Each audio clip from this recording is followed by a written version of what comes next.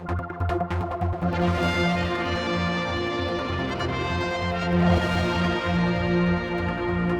here we are, surprise, surprise, a couple of weeks after I came up here to do an item about the water supply. You watched that one, I'm sure you saw it. I did. At that time, it actually wasn't anywhere near like this, to be honest, so things have moved on quite a bit since we last had a look here.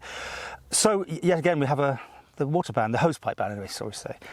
You've been pushing to save water all year round, so clearly the message isn't getting through. Is that money down the drain? No, good pun. I think this relates to the fact that we just need to be cautious. Yeah. I mean, as you say, the reservoir behind us is around about 74 metres deep, and as I said previously, we deliver around 10 million litres of clean water to around 43,000 businesses and customers across the island. This is just a precaution step, just to ask people to be a little careful, particularly because we've had a very dry spring and the forecast over the next few weeks is also looking to be dry. I think there was a notice to the fact that you've seen consumption go up in the last couple of weeks. Yeah, what's causing this? There was a spike. We don't know too sure. We've had a 13% spike, and that could be around COVID, asking people to be more careful, to wash their hands more regularly, and it could be the fact that people are at home. We don't know at the moment, but there is a clear spike in this particular month of 13%, so that is a concern. But what we're asking people is just to be a little careful over the next few weeks. You're constantly criticised about having a lot of wastage in the system, leaks and that sort of thing. Is that something you really now need to tackle? Because clearly this is coming almost an occurrence every year we talk about. I think it's a valid point, but we have undertaken significant work in the last 2 to 3 years. We're almost replacing around 20 kilometres of pipe every year. So there is a significant programme of work of replacing the infrastructure. So the amount of leakage and burst pipes that we see on the island is reducing, but there's a lot more needs to be done. Now, when we've done this in the past, all the view here would be brownfields, everything. We've got green going on here, so this doesn't seem to be a normal year for the hosepipe situation. Anything you can add to that? I mean, we have had a little bit of rain, maybe not enough of it, but it hasn't been completely dry, has it? Yeah, we've had a couple of days of rain, but we really need 3 or 4 considerably long days of rain in order to replenish the reservoir. And they are very good to replenish, but we've had an incredibly dry spring. And if you compare 2021, 22 to since back to the 1990s, we are receiving less rain as we normally would. So we now just need to be cautious. There's nothing to be concerned about. As I say, the reservoir behind us is 74 metres deep. There's a lot of water in that, and the other 3 reservoirs that we rely on are all averaging around about 70%.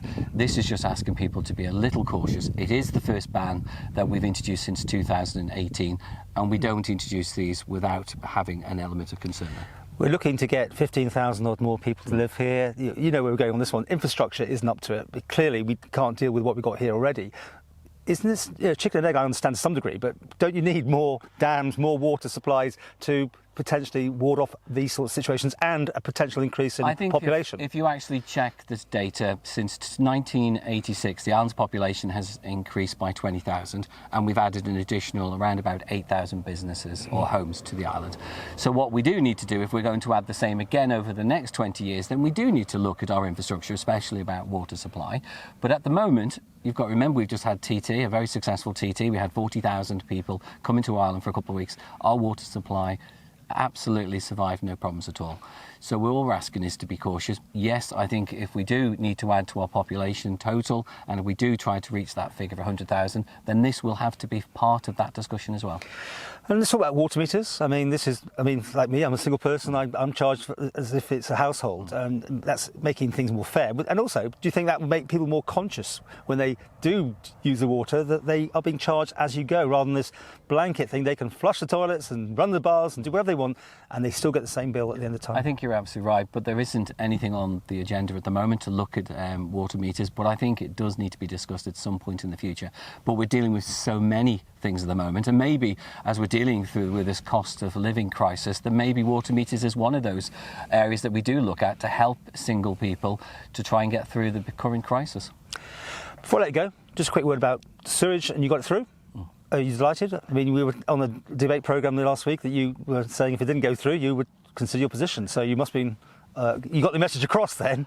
It was a lot of hard work. I still think it was the right scheme and the right finances. I know people are concerned about the finance, but we have to remember it wasn't the same scheme that was presented to Tynwald previously. This is a brand new scheme, and this is mainly based on the fact that we've listened to the community of Laxey and we've listened to the community of Bowldrine.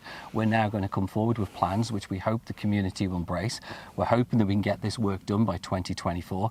Most of the island is calling for this work to be done, same as in Peel. So I am delighted that we've got the finances. We now have to deliver on that scheme in order to connect the island once and for all. And that amount of money you've got now is 70, was it? Well, it's 40,000. Okay, but there's original stuff. I mean, how much is this all going to come in at then? Let's try that one. No, the original, what I've asked Tim before, is just over £40 million to complete the remaining schemes, along with doing 40. some work at Mary Veg. Yep. But what was presented to Tynwald originally was around 23 million. That was for a completely different scheme. Right. And to be perfectly honest, I was not in favour of that particular development of the Cairn site, which I made very clear in my statement in Tynwald, because I really do think we have to be very sensitive to the people in Laxey, especially in that area, which is a very high destination in regard to tourism. So it's absolutely right that we're listening to those concerns. It's absolutely right that we build something that I feel the community can get behind. And just back to the situation, with the hosepipe ban coming in, are we all meant to be looking through our windows and dobbing our neighbours in and that sort of thing? I mean, how are you going to police this? I mean, to be fair, we asked this question before. We have never prosecuted anyone. I know there's a fine if someone is caught up to £2,000. What we're asking people is to be cautious, and I think most of the islands will embrace that, as they've always done. So I'm extremely grateful for that. It's just about your own water usage is the things we can just cut back a little bit, get through this period. Hopefully we'll get some wet weather and we'll replenish our stock. It'll rain. This last time we had one of these, I think it rained solidly for 2 weeks. Well, it was the shortest hosepipe ban they had, I think. I know, and I know when we were discussing this the other day, it was actually raining outside. It just makes, and we planned it weeks before, but as soon as we came to discuss and say, right, this is going to happen, it happened to be raining. It's sod's law. Let's see what happens.